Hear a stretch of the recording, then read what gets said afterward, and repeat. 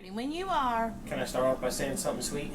Oh boy. Happy anniversary. Aww. 18 years today. Yep. That's right. Our marriage is able to vote now. And I vote to stay with you. Yeah. Let's see where that gets me later.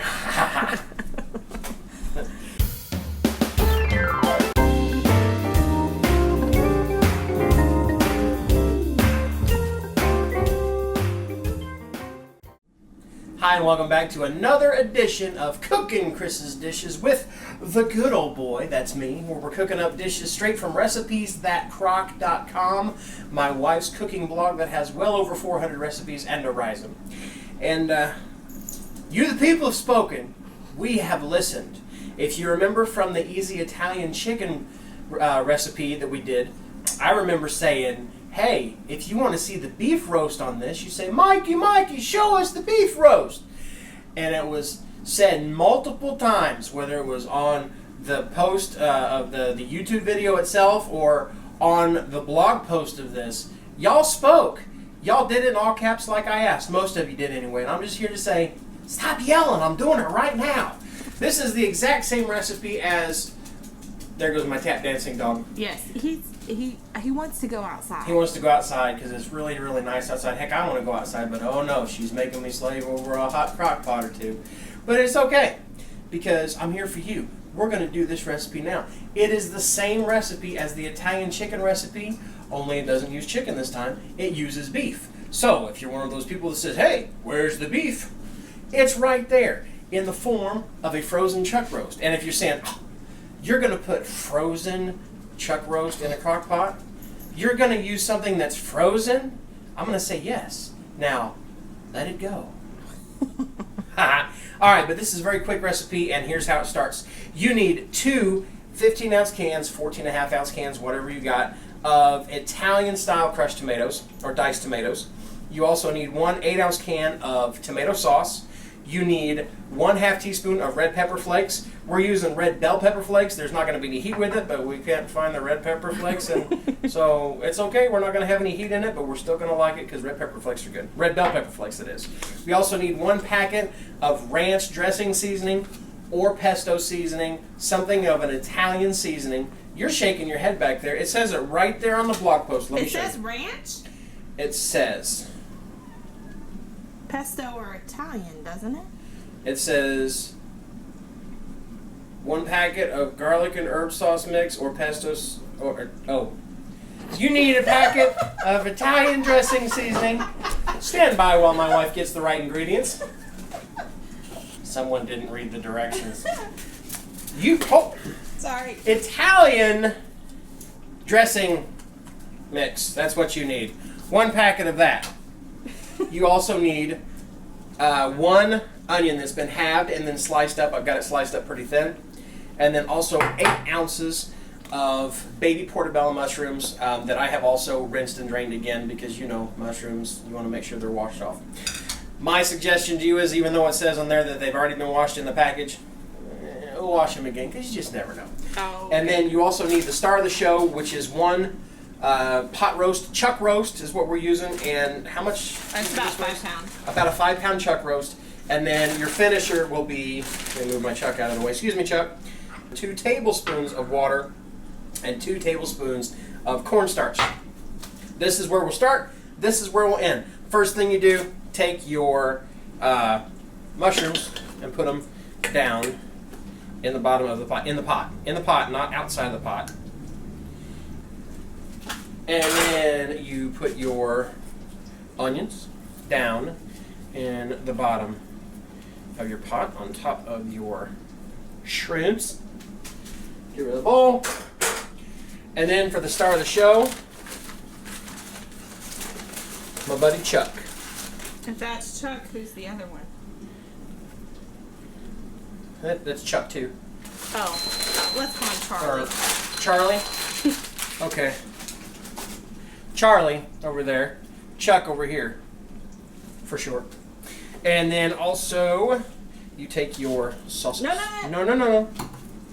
This is where, again, you should probably read the recipe instructions.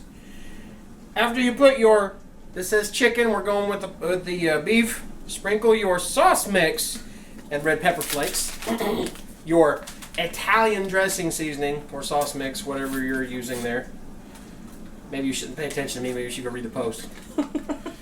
Right over evenly across the top of your roast. This is kind of like the Mississippi pot roast, if you remember. Only not so many packets of seasoning, just one. And after you've done that, your red pepper flakes, 1/2 teaspoon.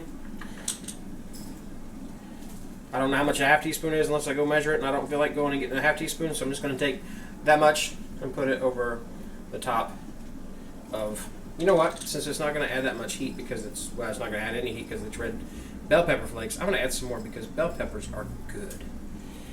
Right across the top. That, and it makes my meat a little more decorated. And then now, after you've done that, you add your tomatoes and tomato sauce. So your tomatoes, right on top of pork chop, 1 can, and a 2 can, and your tomato sauce right on top of that. And it's real simple. That's it. That's all you do. You take your lid, put it on top, cover it, and cook it on low for 4 to 5 hours. And then No. That was for the chicken. Oh, that's for chicken. Yeah, we're cooking on low for 8 hours. Hey, you're going to cook this on low for 8 hours. So don't consult that roast recipe Well, for if chicken. we were reading it from the actual cookbook, This is probably where I'd say, hey, y'all, this recipe comes from Busy Day Slow Cooking, and it is not the chicken recipe. It is the roast recipe, and it will tell you to cook it on low for 8 hours. Yeah. Could you cook it on high for a shorter time? You could try, but roast is really good as an all-day recipe because it could probably go a little bit longer than 8 hours. Especially since you're particularly using if a you start out frozen chuck roast. And they can use fresh if theirs isn't frozen, and I would still probably cook it for 8 hours. So Thing 8 to is, 10 if you want your hours. meat tender and like really juicy and really tender fall apart so you could shred it, low and slow. Well, that's the other thing. If for some reason your roast is not as tender or fall apart as what you want, most people would think that's overcooked, and actually in a slow cooker, that means you need to cook it a little bit longer. All right. Well, let's say it's been 8 hours. This is what your roast is going to look like. I'm going to leave it. Woo-wee, that is hot. Are you? Now, the reason you're hearing this boil, it won't be boiling when you cook it on low. Hey, And that's because switching over. I'm not going to worry about switching. Oh, okay. Sorry. Now, the reason you're hearing this boil over here is that's because this is one we did last night for the taping of this. And, of course, we wanted to bring the heat back up to heat up the meat. But also because your next step is to bring this stuff to a boil. And that is falling apart, so I'm not going to use a fork. I'm going to have to use something bigger. Here we go. I'll be right back. We'll take all kinds of pieces of equipment here and show you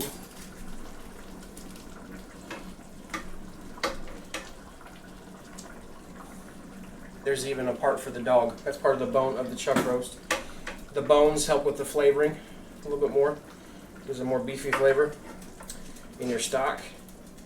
And it looks like this. Now I'm going to see if I can do this without dumping it. Good job. Wah friggin' la. Now, in here, in the pot, all the onions and the the peppers, but all the onions and the mushrooms have cooked down. In case you have 2 dogs, there's another bone. We'll get rid of that. And now it's nothing but stock right in there. So, your meat, when you're done, looks just like that. And you could take a couple forks and shred it up. It should come, yeah, it's falling apart really, really easy. Look how easy that's coming off. The guys Now- at work are gonna love you. Oh, the guys at work are going to be so happy with me today. And one way to do it is we serve ours over pasta. You could also serve it over rice. Or I take some mozzarella cheese, maybe some provolone cheese, and put on a slice of bread, and then make an Italian pot roast sandwich out of it. That's how I plan on having it today. There's another piece of bone right there we'll get rid of. But that is what your meat looks like when it's done. So when that's done, you want to set this aside. You want to take, while this is at a boil, you want to bring this up to a boil. You want to take 2 tablespoons of water into 2 tablespoons of cornstarch and stir it up real good where everything mixes up. Just like that. And you want to pour it into your boiling stock. And that is going to make that thicken up. You grab a spoon real quick and stir that baby up. Now, if you remember from the Italian chicken roast, you've seen the video on how to do that, what cornstarch does when you mix it with a little water and then put it in a stock. And that took no time at all. That's already thickened up. I'm going to turn this off too, because it's already super hot. I mean, I just put that in, maybe not even a minute ago, and it's already thickened up really good.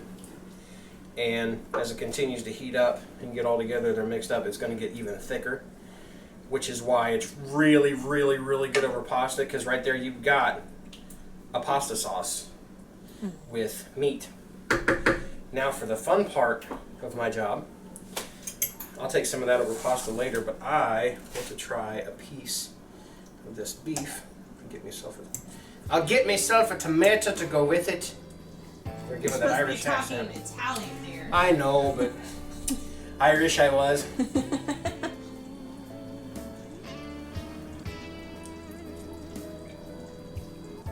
You see that happy mouth? That's not acting. I'm not a trained actor. That's real. And that's really good. Oh my goodness. Maybe the guys won't be so happy with me today. Because I've still got time before I go to work. You're going to take it to work. I could eat that whole thing right now. Real simple. Eat it however you want to, over pasta, over rice, in a sandwich.